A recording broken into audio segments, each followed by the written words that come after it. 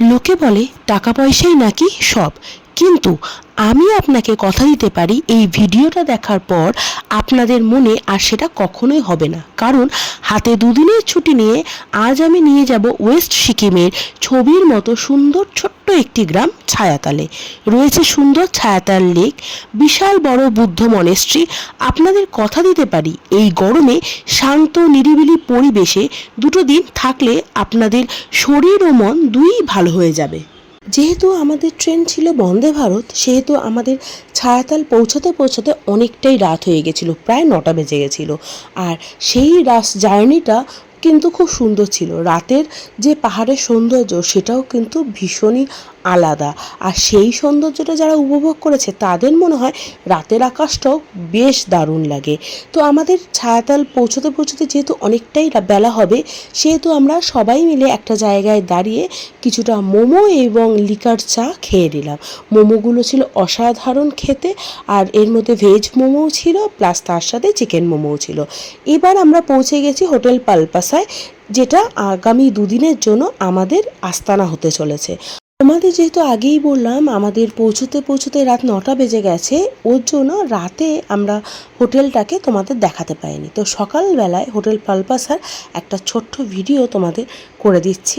ভেতরে রয়েছে রিসেপশন, এখানে সুন্দর গণেশের মূর্তি রয়েছে, বুদ্ধর মূর্তি রয়েছে এবং নিচে রয়েছে তাদের খাওয়ার জায়গা। আর জায়গাটা ভীষণ সুন্দর, হোটেলের রুমগুলো ভীষণ ওয়েল ডেকোরেটেড, তোমাদের অবশ্যই পছন্দ হবে।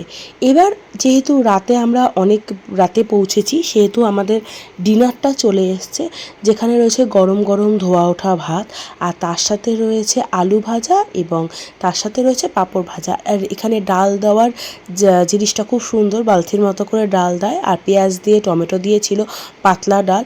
এবার সারাদিনের যে জার্নি, সেই পরে এই খাবারটা একদম অমৃতের মতো লাগছিল। আর এখানে চিকেন কারি দিয়েছিল, চিকেন কারিটাও অসাধারণ ছিল। চিকেন কারির সাথে গরম গরম ভাত, তার মধ্যে ঠান্ডা, অসাধারণ ফিলিংস। আমি মনে হয় এডিট করতে করতে সেই জায়গায় পৌঁছে গেছি।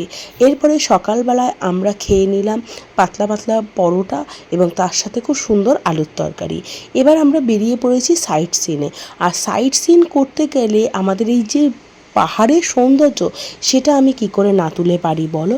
এই পাহাড়ের সৌন্দর্য দেখতে দেখতে আমরা করে ফেলেছি সাইট সিন। তো সবার প্রথমে আমরা যেই স্টপেজে দাঁড়িয়েছিলাম, সেখানে চারিদিকটা মানে পুরো পাহাড়ি যে জায়গাটা সেটা খুব সুন্দর করে দেখা যায়।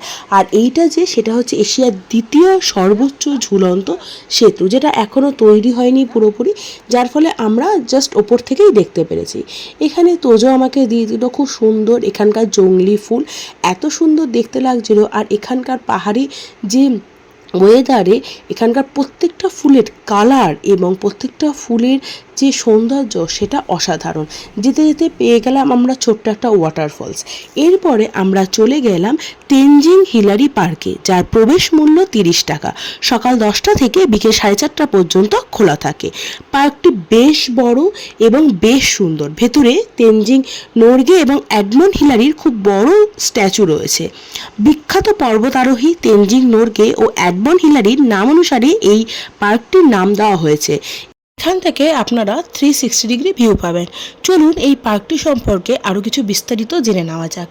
পশ্চিম সিকিমের উত্তরে নামক শান্ত গ্রামে অবস্থিত তেনজিং হিলারি মেমোরিয়াল পার্কটি হলো একটি নির্মল আশ্রয়স্থল, যা পর্বতারোহণের কিংবদন্তি তেনজিং নোরগে এবং স্যার এডমন্ড হিলারির অসাধারণ কৃতিত্বকে স্মরণ করে।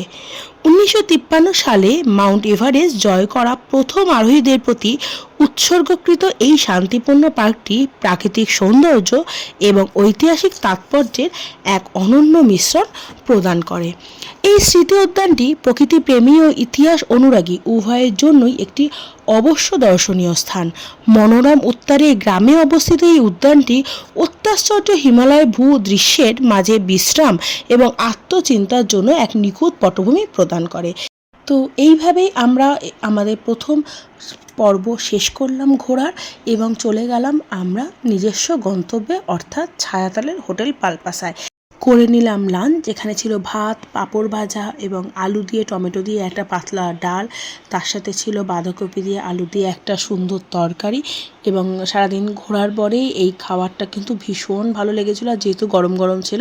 আর তার সাথে ছিল ডবল ডিমের তরকারি, এবং লাস্টে সবার লাস্ট যেটা না বললেই নয়, সেটা হচ্ছে টমেটো দিয়ে কাজু কিশমিশ দিয়ে চাটনি।